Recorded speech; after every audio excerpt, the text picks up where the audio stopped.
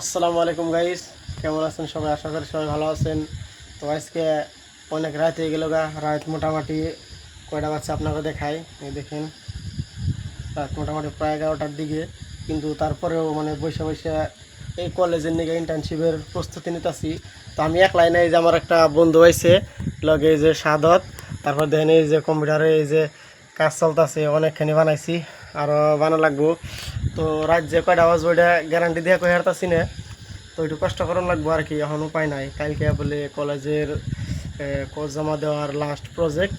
তো সবাই দোয়া করেন যাতে অতি শীঘ্রই প্রজেক্টের কাজটা সম্পন্ন করে যাতে ঘুমাইতে পারি।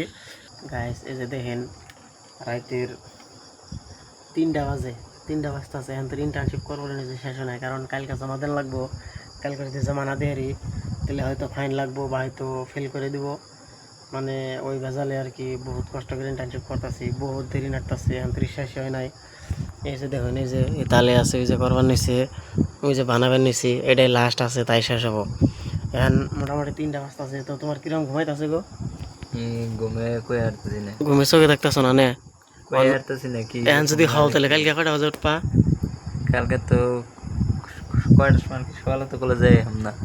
তাহলে তাহলে কালকে জমা দিতে হইতে মিনিমাম তাহলে 12টা বাজবো আর কি। 12টা 3টা বাজবে ফজরে কালকে। নামাজ পড়ার নামো না? নামাজ টামাজ পড়ে আবার শোনাবো না? নামাজের উক্ত হয়েছে এখন।